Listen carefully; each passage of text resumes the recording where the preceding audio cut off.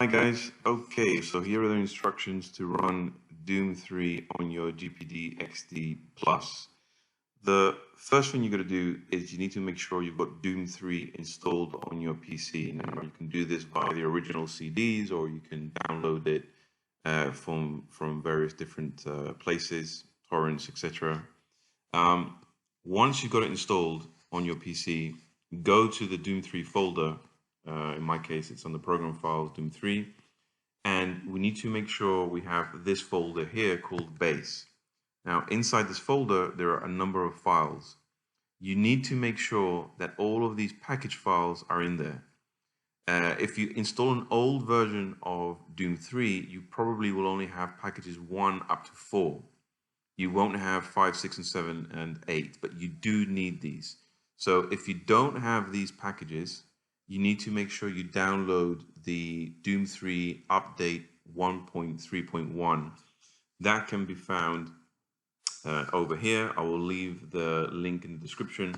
Go to this page, and at the very bottom, well, not the very bottom here, there's a download link. Click on that, and that will download this file here, Doom 3 1.3.1.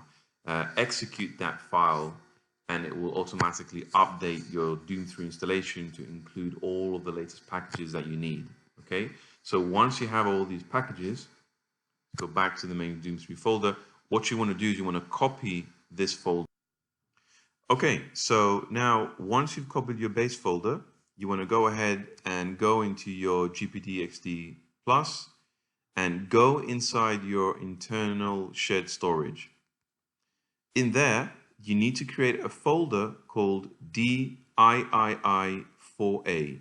Make sure you use the same naming convention that I've used there, all lowercase. And inside that folder, simply paste the base folder that you copied from your Doom 3 folder, okay? Just literally paste it in there. If I look inside, you can see these are all the files that were inside my Doom 3 base folder as well. There's a couple of more files inside mine because I've been playing and saving different games, so that's just added by the application for you. But literally, that's all you have to do. Create the DIII4A folder in your GPD device and paste in the base folder that you copied from here. That's it. Now, once you finish that, we move on to the final step, which is to download an application called DIII4A for your GPD device. I'll provide the link in my description. Simply click on it, download the APK, and install it on your device. Once you've done that, then we'll move on to the final stage, which is how to actually run it from your GPD device. Okay guys, this is the final step that you have to do. If you've already followed the other steps, you would have copied your Doom 3 base folder into your internal storage, and you would have downloaded the DIII4A application from the link I provided in the description. So let's go ahead and open up the application now. And this is what you will see. Basically, the reason why I said you have to install it in your internal storage and not in your SD card is because this game working directly, you see over here, this is a text field. It's not a file explorer. So unless you know the exact path of your SD card, you won't be able to access it probably from here. So by default, it comes with that directory, and that's the one I told you where you had to install it before. But you can go ahead and change it if you want to. Otherwise, just leave it as is. You don't need to change anything in the command line unless you're an experienced Doom 3 player and you know what kind of arguments you can pass into the command line. This is for stuff like cheats and enabling and disabling different settings within the game, but I recommend you don't touch that unless you're quite experienced. And then finally at the bottom you get some graphical settings. The only one really you want to play around with is the disable lighting. As I explained in my previous video, if you have it disabled, it will run a lot smoother, but it's very flat. If you leave it enabled like I have, then you will see the proper shadings and better lighting options. If we go into controls, again, there's nothing you have to do here because everything works out of the box.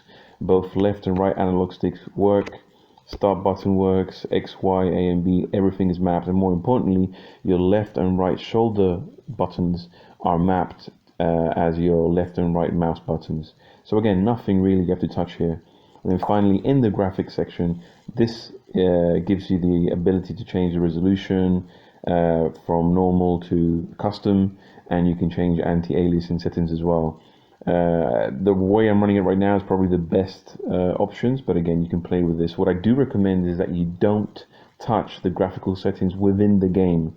I've tried that before, and sometimes it causes some glitches and it doesn't actually save properly. So any graphical changes you want to do them from here and not within the game.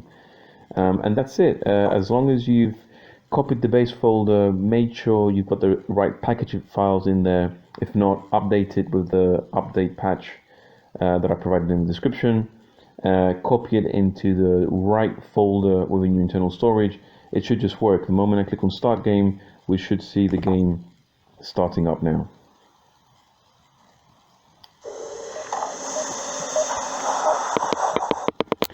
As I've mentioned in my previous video, don't worry about the video quality in the intro. I think it's due to compression. The actual game looks fantastic.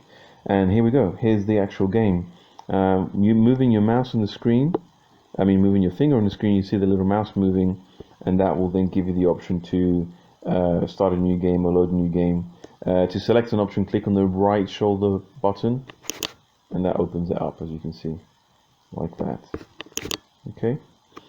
One point to mention is if you want to save a game, you have to click on this arrow up here on the screen and slide down. Okay, clicking on the disk won't save the game. You have to actually click on the arrow and slide down, and that will actually save the game for you.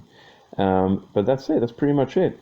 If you followed my steps correctly, you should have a working version of Doom 3. If you do have any questions, please let me know. I'll do my best to answer them for you. Just enjoy the game. Thanks, guys.